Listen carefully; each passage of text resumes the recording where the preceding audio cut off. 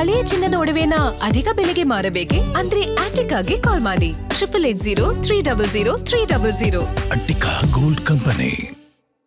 ನಮ್ಮ ನಾಡಿನ ಮುಖ್ಯಮಂತ್ರಿಗಳಾದಂಥ D K Shivakumar ಅವ್ರನ್ನ ಮೊದಲನೇ ಬಾರಿಗೆ ಬೆಳಗಾವಿಗೆ ಬರ್ತಾ ಇದ್ದಾರೆ. ಅದ್ದೂರಿ ಸ್ವಾಗತದ ಎಲ್ಲ ತಯಾರಿಗಳನ್ನು ಮಾಡ್ಕೊಂಡಿದ್ದೀವಿ. ಇಷ್ಟು ದಿವಸ ಮುಂದಿನ ಮುಖ್ಯಮಂತ್ರಿ ಡಿ ಕೆ ಶಿವಕುಮಾರ್ ಅಂತ ಬ್ಯಾನರ್ ಹಾಕ್ತಾ ಇದ್ವಿ. ಈ ಸರಿ ಅತಿ ಸಂತೋಷ ಹಾಗೂ ಹುಮ್ಮಸದಿಂದ ನಮ್ಮ ಮುಖ್ಯಮಂತ್ರಿ ಡಿ ಕೆ ಶಿವಕುಮಾರ್ ಅಂತ ಬ್ಯಾನರ್ ಹಾಕಿ ಅವ್ರನ್ನ ಸ್ವಾಗತ ಮಾಡ್ತಾ ಇದ್ದೀವಿ.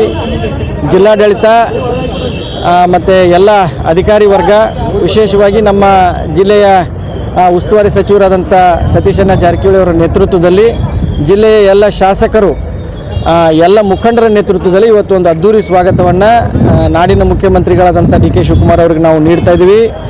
ಈ ಒಂದು ಅದ್ಭುತದ ಕ್ಷಣವನ್ನು ನಾವು ಕೂಡ ಆನಂದ ಪಡ್ತೀವಿ ಮತ್ತು ಸಾವಿರಾರು ಸಂಖ್ಯೆಯಲ್ಲಿ ಅಭಿಮಾನಿಗಳು ಕೂಡ ಬರುವ ನಿರೀಕ್ಷೆ ಇದೆ.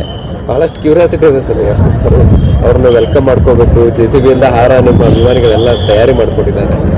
ಅಭಿಮಾನಿಗಳು 2 ದಿವಸದಿಂದ ಯಾವಾಗ ಡಿ ಕೆ ಶಿವಕುಮಾರ್ ಅವರು ಬೆಳಗಾವಿಗೆ ಬರ್ತಾರಂತ ಗೊತ್ತಾಯಿತು, ಅವತ್ತಿನಿಂದ ತಯಾರಿಗಳಲ್ಲಿ ಅವರೇ ತೊಡಗಿಕೊಂಡಿದ್ದಾರೆ. ಮಳೆ ಇದ್ದರೂ ಕೂಡ, ಇವತ್ತು ಮಳೆ ಇದ್ದರೂ ಕೂಡ ನಾವೆಲ್ಲ ತಯಾರಿ ಮಾಡೋಣ ಅಂತ ಮಾಡಿದ್ದಾರೆ. ಆದರೂ ಮಳೆರಾಯ ಇವತ್ತು ಒಂದು ಸ್ವಲ್ಪ ಏನು ನಮ್ಮ ಮೇಲೆ ಕೃಪೆ ತೋರಿದ್ದಾನೆ. ಇವಾಗ ಮಳೆ ಕಾಣಿಸ್ತಾ ಇಲ್ಲ.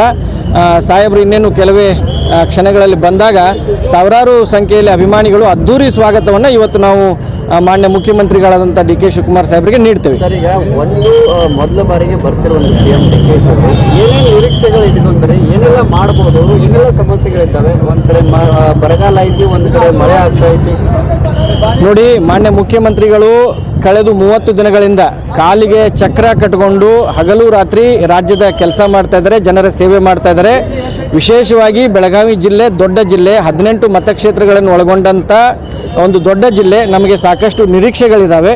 ಮಾನ್ಯ ಮುಖ್ಯಮಂತ್ರಿಗಳು ಇವತ್ತು ಬೆಳಗಾವಿ ಜಿಲ್ಲೆಗೆ ಸಾಕಷ್ಟು ಘೋಷಣೆಗಳನ್ನು ಮಾಡ್ತಾರೆ. ಬೆಳಗಾವಿ ಜಿಲ್ಲೆಯ ಅಭಿವೃದ್ಧಿ ಸಲುವಾಗಿ ಡಿ ಕೆ ಶಿವಕುಮಾರ್ ಅವರು ಸಾಕಷ್ಟು ನಮಗೆ ಸಹಾಯ ಮತ್ತು ಅನುದಾನವನ್ನು ಕೊಡ್ತಾರಂತ ಸಾಕಷ್ಟು ನಿರೀಕ್ಷೆಗಳಿದ್ದಾವೆ. ಎಲ್ಲ MLAಗಳು ಕ್ಷೇತ್ರವಾರು ತಮ್ಮ ಬೇಡಿಕೆಗಳನ್ನು ತಯಾರಿ ಮಾಡ್ಕೊಂಡಿದ್ದಾರೆ, ಪಟ್ಟಿಗಳನ್ನು. ಅದನ್ನು ಇವತ್ತು ಎಲ್ಲ ಮಾನ್ಯ ಮುಖ್ಯಮಂತ್ರಿಗಳಿಗೆ ಅವರು ಮನವಿಗಳನ್ನು ಸಲ್ಲಿಸ್ತಾರೆ.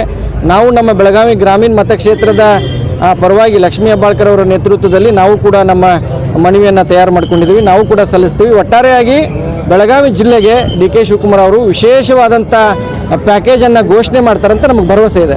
ಸರ್, ಈಗ ಒಂದೇನಂತಂದ್ರೆ ಡಿ ಕೆ ಶಿವಕುಮಾರ್ ಖುಷಿಯಾಗಿದ್ದಂತೂ ಸಾಕಷ್ಟು ಎಲ್ಲರೂ ಇಡೀ ಜಿಲ್ಲೆ ಜನರಿಗೆ ಖುಷಿಯಾಗಿದೆ. ಗ್ರಾಮೀಣ ಜನರಿಗೆ ಒಂದು ಟ್ರೀಟ್ ಲಕ್ಷ್ಮಿ ಅಕ್ಕ ಸಚಿವರಾಗಬೇಕನ್ನುವಂಥ ಐತಿ. ಸೊ ಏನಾಗ್ಬೋದು ಸರ್, ಏನು ನಿರೀಕ್ಷೆಗಳದಾವ? ನೋಡಿ, ಲಕ್ಷ್ಮೀ ಹೆಬ್ಬಾಳ್ಕರ್ ಅವರು ಕಳೆದ 27 ವರ್ಷದಿಂದ ತಳಹಂತದಿಂದ ಕಾಂಗ್ರೆಸ್ ಪಕ್ಷದಲ್ಲಿ ಸಕ್ರಿಯವಾಗಿ ಕೆಲಸ ಮಾಡಿ ಎಲ್ಲ ಹಂತದಲ್ಲಿ ಅವರು ಸೇವೆ ಸಲ್ಲಿಸಿದ್ದಾರೆ. ಜಿಲ್ಲಾಧ್ಯಕ್ಷರಾಗಿ, ಮಹಿಳಾ ಕಾಂಗ್ರೆಸ್ ರಾಜ್ಯ ಅಧ್ಯಕ್ಷರಾಗಿ ಪ್ರತಿಯೊಂದು ಹಂತದಲ್ಲಿ ಅವರು ಸೇವೆ ಸಲ್ಲಿಸಿದ್ದಾರೆ. ಕಳೆದ 3 ವರ್ಷದಲ್ಲಿ ಕರ್ನಾಟಕ ರಾಜ್ಯದ ಸಚಿವರಾಗಿ ಒಂದು ಕಪ್ಪು ಚುಕ್ಕೆ ಇಲ್ಲದೆ ಗೃಹಲಕ್ಷ್ಮಿ ಯೋಜನೆಯನ್ನು ಸಾಕಷ್ಟು ಅಚ್ಚುಕಟ್ಟಾಗಿ ಯಶಸ್ವಿಯಾಗಿ ಅನುಷ್ಠಾನ ಮಾಡುವಲ್ಲಿ ಕೂಡ ಸಫಲರಾಗಿದ್ದಾರೆ. ಮಾನ್ಯ ಡಿ ಕೆ ಶಿವಕುಮಾರ್ ಅವರ ಸಂಪುಟದಲ್ಲಿ ಈ ರಾಜ್ಯದ ಜನರ ಇನ್ನೂ ಹೆಚ್ಚಿನ ಸೇವೆಯನ್ನು ಮಾಡಲಿಕ್ಕೆ, ಬೆಳಗಾವಿ ಜಿಲ್ಲೆ ಬೆಳಗಾವಿ ಗ್ರಾಮೀಣ ಜನರ ಸೇವೆಯನ್ನು ಮಾಡಲಿಕ್ಕೆ ಅವರಿಗೆ ಸಂಪುಟದಲ್ಲಿ ಅವಕಾಶ ಸಿಗುತ್ತೆ ಅಂತ ನಮಗೆ ದೊಡ್ಡ ಭರವಸೆ ಇದೆ, ಆಸೆ ಕೂಡ ಇದೆ. ಸಾವಿರಾರು ಅಭಿಮಾನಿಗಳ ಆಸೆ ಕೂಡ ಅದೇ. ನಮ್ಮ ಬಯಕೆ ಕೂಡ ಲಕ್ಷ್ಮೀ ಹೆಬ್ಬಾಳ್ಕರ್ ಅವರು ಈ 2ನೇ ಬಾರಿ ಏನು ಸಂಪುಟ ವಿಸ್ತರಣೆ ಆಗ್ತೈತೆ ಅದರಲ್ಲಿ ಅವರಿಗೆ ಮಂತ್ರಿ ಸ್ಥಾನ ಸಿಗಲಿ ಅಂತ ನಮ್ಮ ಬಯಕೆಯೂ ಕೂಡ ಇದೆ. ನಮಗೆ ಭರವಸೆ ಇದೆ. ಮಾನ್ಯ ಮುಖ್ಯಮಂತ್ರಿಗಳು, ಮಾಜಿ ಮುಖ್ಯಮಂತ್ರಿಗಳಾದಂಥ ಸಿದ್ದರಾಮಯ್ಯ ಸಾಹೇಬರು, ನಮ್ಮ ಮಲ್ಲಿಕಾರ್ಜುನ್ ಖರ್ಗೆ ಸಾಹೇಬರು, ರಾಹುಲ್ ಗಾಂಧಿ ಅವರು, ವೇಣುಗೋಪಾಲ್ ಅವರು ಎಲ್ಲರೂ ಕೂಡ ಲಕ್ಷ್ಮೀ ಹೆಬ್ಬಾಳ್ಕರ್ ಅವರ ಆ ಒಂದು ನಾಯಕತ್ವವನ್ನು ಬೆಳೆಸಲಿಕ್ಕೆ, ಮಹಿಳಾ ನಾಯಕತ್ವವನ್ನು ಬೆಳೆಸಲಿಕ್ಕೆ ಅವರಿಗೆ ಮಂತ್ರಿ ಸ್ಥಾನವನ್ನು ಕೊಡ್ತಾರೆ ಅಂತ ನಮಗೆ ಭರವಸೆ ಇದೆ. ಆದಷ್ಟು ಬೇಗ ಸಂಪುಟ ವಿಸ್ತರಣೆ ಆಗ್ಬೋದಾ?